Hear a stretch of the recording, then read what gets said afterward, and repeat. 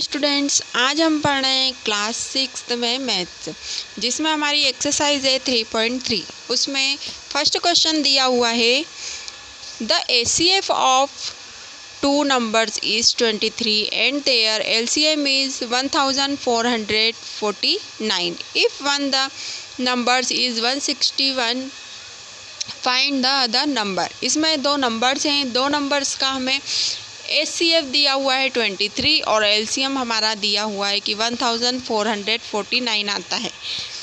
तो वो हमसे कहता है कि आपको वन नंबर यहाँ पे दिया हुआ है, टू नंबर के हमको एचसीएफ और एलसीएम दिया है, तो उसका जो वन नंबर है वो हमें दिया हुआ है।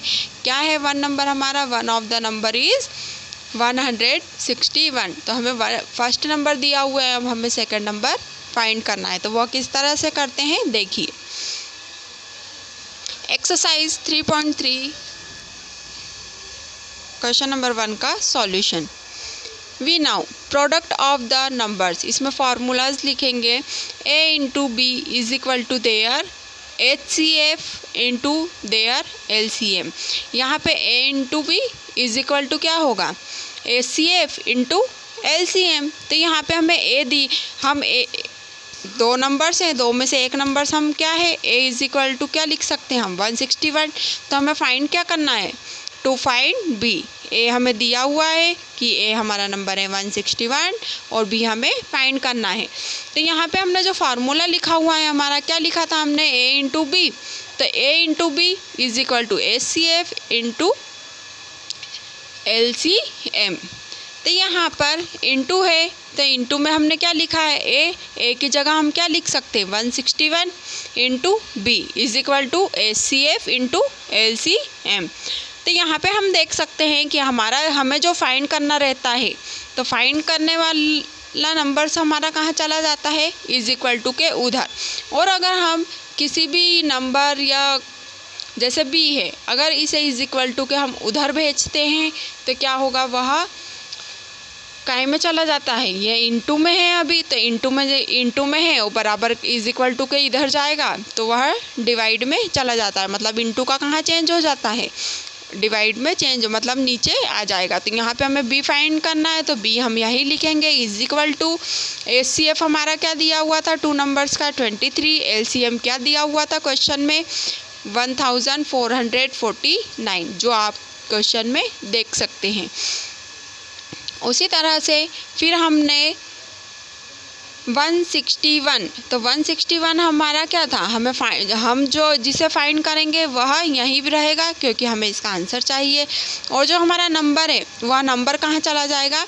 इज इक्वल टू के इधर। तो वह हम डिवाइड में यहाँ पे लिख देंगे, क्योंकि इनटू मल्टीप्लाई में जो भी नंबर रहता है वो इज इक्वल टू के उधर जाता है, तो वह डिवाइड में चला जाता है। प्लस का रहता है तो वो माइनस में जाता है, और माइनस का रहता है तो प्लस में जाता है।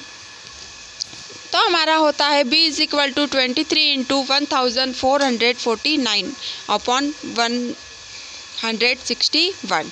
अब b हमें फाइंड करना है, तो हमने b लिखा है। b इज इक्वल टू, अब यहाँ पे हम 23 और 1449 का इंटू करेंगे तो मल्टीप्लाई हमारा होगा 33,327 अपॉन वही 161।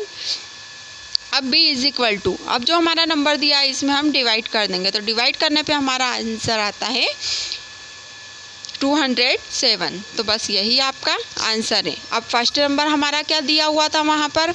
161, और सेकंड नंबर हमने फाइंड कर लिया है, तो a हमारा क्या हो गया था? 161 और b क्या हुआ? 207। तो अब इन दोनों, ये जो दो नंबर है, इन दोनों ही नंबर का 23 क्या है? HCF है और LCM है 1409। तो इस तरह से ये अपन को फाइंड करना है। उसी तरह से क्वेश्चन नंबर 2 आता है, the product of two numbers is 1392। If their LCM is 696, find their HCF। अब हमें यहाँ पे प्रोडक्ट दिया हुआ है, क्या दिया है? 1392, LCM दिया है 696। तो हमें यहाँ पे अब फाइंड क्या करना है? HCF फाइंड करना है। तो HCF फाइंड करने के लिए है हमारे पास ये सेकंड सॉल्यूशन।